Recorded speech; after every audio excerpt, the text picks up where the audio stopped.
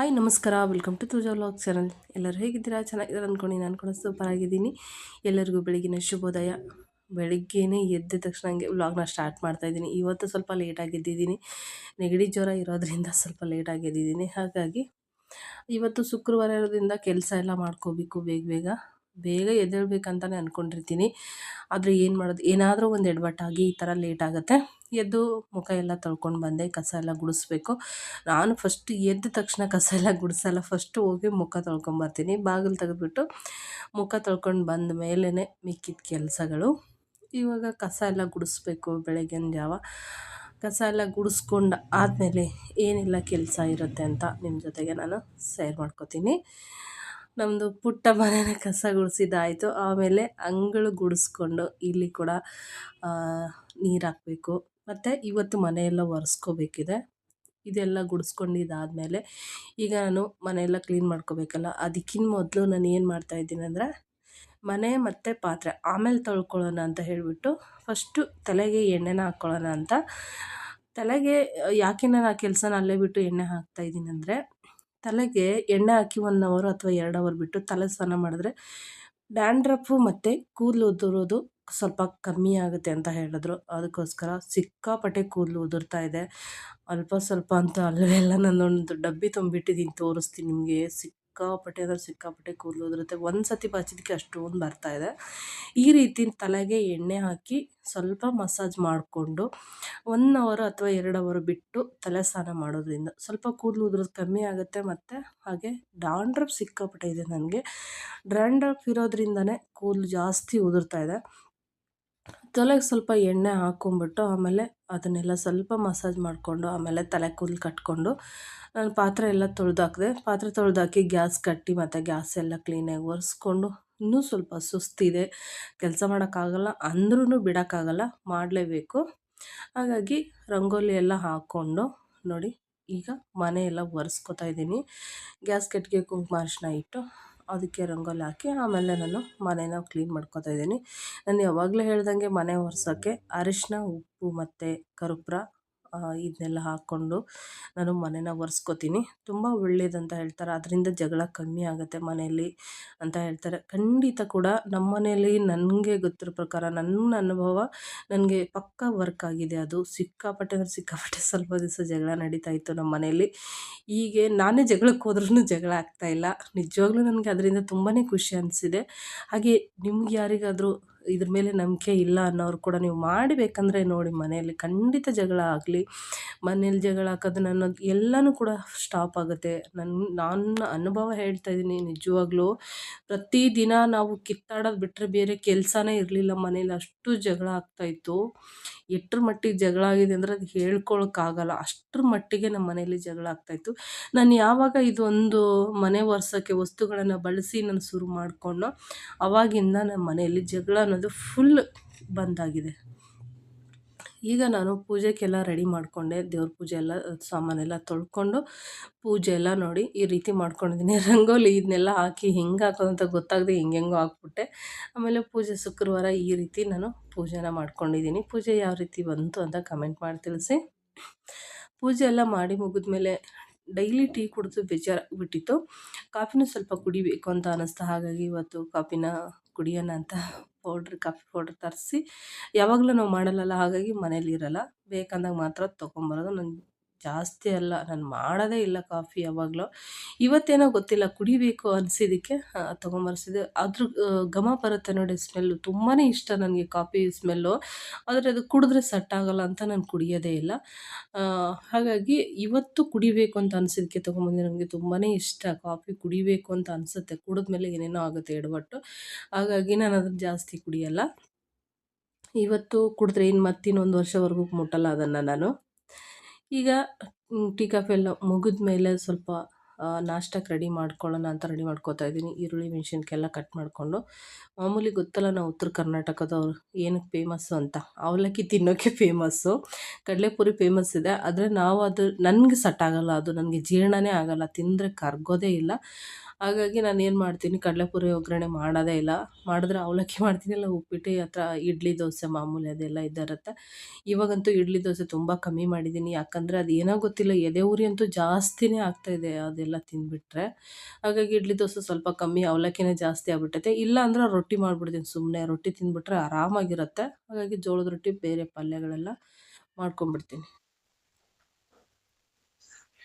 ಕಸ ಈ ನಾಯಿದೊಂದು ಗನ ಕಿಕ್ಕಿರೇ ಬಿಟ್ಟು ಕಸ ಹುಡುಗದ್ ಬಿಟ್ಟು ಬಂದಿನಿ ನಾ ಮಾತಾಡ್ಲಿಕ್ಕ. ಈ ಸದ್ದ ನಮ್ಮ ಮನೆಯವ್ರ ಸಂಗಡ ಜಗಳ ಮಾಡ್ತೀನಿ ನೋಡ್ರಿ. ಹೆಂಗ ಜಗಳ ಆಕೇತ್ ನೋಡ್ರಿ. ಸದ್ದ ಜಗಳ ಈಗ ನಡೆದದ, ಇನ್ನೊಂದ್ ಸ್ವಲ್ಪ ಮುಂದುವರ್ಸಮಂತ ಅಲ್ಲಿ ಕೂತಾರ. ಸುಮ್ಮನೆ ನೋಡಮ್ಮ ಏನ್ ಮಾಡ್ತಾರ. ನೀರ್ ಕೊಡಲ್ಲ, ಕೊಡಂಗಿಲ್ಲ ನೀರ್ನ. ಯಾಕೆ ಕೊಡ್ಬೇಕು? ನಾನು ಯಾಕೆ ನೀರು ಕೊಡ್ಬೇಕು? ನಾ ಕೇಳಿದ್ರೆ ನೀವು ಕೊಡ್ತಾರ ನೀರು? ತೊಳು ಕುಡಿ ಅಂತಿರಲ್ಲ, ನಾನು ಯಾಕೆ ಕೊಡ್ಬೇಕು? ನೀವು ಕೆಲಸ ಮಾಡತ್ತೀನಿ.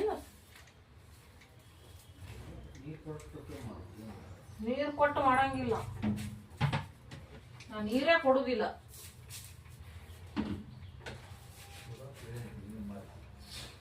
ಯಾವ್ದು ತಗೋ, ನಾನು ಕೊಡುದಿಲ್ಲ ಅಂದ್ರೆ ಕೊಡುದಿಲ್ಲ.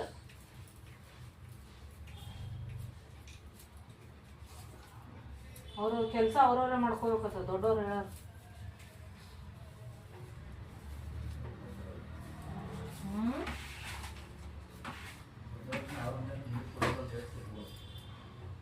ಯಾಕೆ ಸಿಟ್ಟು ಬರ್ತದ? ನೀರು ಕೊಡ್ಲಿಕ್ಕಂದ್ರೆ ಯಾಕೆ ಸಿಟ್ಟು ಬರ್ತದ? ನೀರು ಕುಡಿಬೇಕು ತಗೊಂಡು.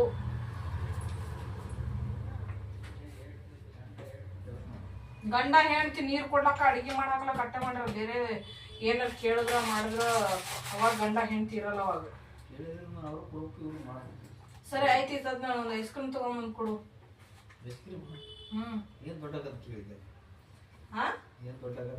ನಾನು ದೊಡ್ಡ ಆಗೋದು ಸಣ್ಣ ಆಗೋದು ಬೇಡ ನನಗೆ ಐಸ್ ಕ್ರೀಮ್ ಬೇಕಷ್ಟೇ. ನನ್ ಸಣ್ಣ ಪಾಪುನು ದೊಡ್ಡ ಪಾಪುನು ಅದೆಲ್ಲ ಬೇಕಾಗಿಲ್ಲ, ನನಗೆ ಐಸ್ ಕ್ರೀಮ್ ಬೇಕಷ್ಟೇ. ಈಗ ಐಸ್ ಕ್ರೀಮ್ ತಂದು ಕೊಡಲ್ಲ, ಮಕ್ಕಳಿಗೆ ಆಟ ತಂದು. ನಾವು ಮನುಷ್ಯರಲ್ಲ, ನಮ್ಮ ಅಪ್ಪ ನಮ್ಮ ಅವ್ವನ್ ಬಲ್ಲಿ ಏನೇನ್ ನಾನು ನಿಮ್ಗೆಲ್ಲರಿಗೆ ನಿಮ್ ಮನಿ ಕೆಲಸ ಮಾಡ್ಬೇಕು, ನಿಮಗೆಲ್ಲ ನಾವ್ ಮಾಡಿ ಹಾಕ್ಬೇಕು. ಅಲ್ಲಿ ನಮ್ಮ ಅಪ್ಪನ ಬಲ್ಲಿ ಹೋಗಿ ಕೇಳ್ಬೇಕು. ಯಾಕೇನು? ನಿಮ್ ಮನೆ ಮಾಡಿದಾಗ ನೀವು ತಂದು ಕೊಡ್ಬೇಕು, ಅವ್ರ ಮನೆ ಮಾಡಿದ್ರೆ ಅವ್ರು ತಂದು ಕೊಡ್ತಾರ. ನಮ್ಮ ಅಪ್ಪ ರೊಕ್ಕ ಕೊಟ್ಟ ನಮ್ ಕೊಡಾಗ, ಈಗ ಕೊಡಾಕ ಹೋತ ನಮ್ಮ ಅಪ್ಪ. ನನಗ್ ಬೇಕಷ್ಟೇ. ಈಗ ನಾನು ಸಾಯಂಕಾಲ ಅಡಿಗೆ ಮಾಡಲ್ಲ. ಈಗ ಐಸ್ ಕ್ರೀಮ್ ತಂದು ಕೊಟ್ಟಿಲ್ಲ ಅಂದ್ರೆ ಮಾಡ್ಕೊಂಡು ಊಟ ಮಾಡಿ. ನನ್ಗೆ ನಾನು ನೀರು ಕೊಡಲ್ಲ, ಅಡ್ಗಿನೂ ಮಾಡಲ್ಲ ಇವತ್ತು. ನಮ್ಮಪ್ಪ ಯಾಕೆ ಬರ್ತಾನೆ ಇಲ್ಲಿಗೆ?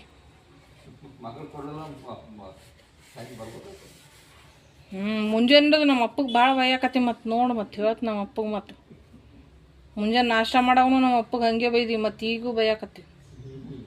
ಏನು ಮಗಳಿಗೆ ಅದಕ್ಕೆ ಬುದ್ಧಿ ಬರ್ತದೆ? ನಾಳೆ ನಿಮಗೂ ಅದ ಅಲ್ಲ ಮಗಳು, ಮರ್ತೀರೇನು? ನೋಡಿ ಫ್ರೆಂಡ್ಸ್ ಹೆಂಗೆ ಮಾಡ್ತಾರೆ ನೋಡಿ. ನಾ ಮೊದಲೇ ಹೇಳಿ ಕಳಿಸ್ಬಿಡ್ತೀನಿ, ಇಬ್ಬರನ್ನ ಅಪ್ಪ ಅಮ್ಮಗಳನ್ನ ಜುಟ್ಟಾಡ್ದು ಎಳ್ದಾಡ್ಬಿಡಪ್ಪ ಅಂತ ಹೇಳ್ಬಿಡ್ತೀನಿ ಹಳೆಯಾಗ.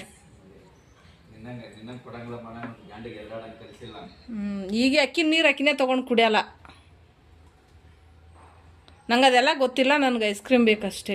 ಇಲ್ಲ ಹೌದಾ? ಹಾಂ ಸರಿ ಆಯ್ತಂದ್ರೆ ನೋಡೋಣ ಅಂದ್ರೆ ಮುಂದಿನ ಕಾರ್ಯಕ್ರಮಗಳು. ಜಿಂಗಲ್ಲಾಲ ಜಿಂಗಲ್ಲಾಲ. ನಮ್ಮ ಹಠಾನೇ ಗೆದಿತು ಫ್ರೆಂಡ್ಸ್. ಹಂಗೆ ನಾವು ಹೆಣ್ಮಕ್ಳಂದ್ರೆ ಹಂಗೆ ನೋಡಿ. ಒಂದು ತೆಮ್ಗೆ ಮನೇಲಿರೋ ನೀರು ಕೊಡಬೇಕಂದ್ರೆ ಅಂಗಡಿಯಿಂದ ಒಂದು ಐಸ್ ಕ್ರೀಮ್ ತರಿಸ್ಕೊಳ್ಳೋದು ನಾವು ಹೆಣ್ಣು ಮಕ್ಕಳು. 25 ರೂಪಾಯಿ. ಅದ್ರ ಮ್ಯಾಲೆ ಏನು ರೇಟ್ ಇರ್ತೈತೆ ಅದೇ ತೋತಿ. ಯವ್ವೋ ಟಿ ವಿ ಆನ್ ಮಾಡಿಬಿಡ. ಬಂದ್ ಮಾಡಿ. ಏನು ಐಸ್ ಕ್ರೀಮ್ ಇದು?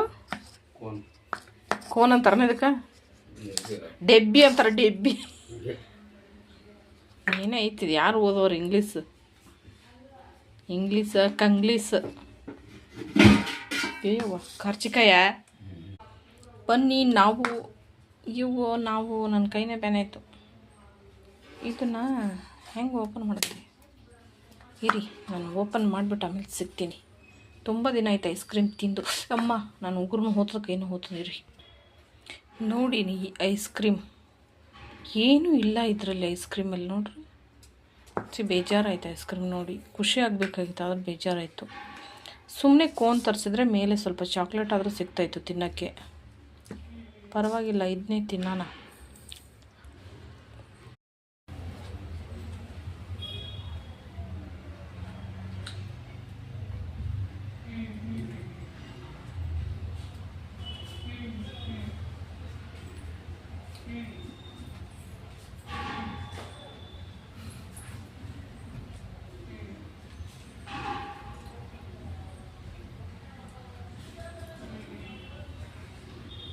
ಎಲ್ಲ ಕರ್ಗೋಗ್ತಾ ಇದೆ.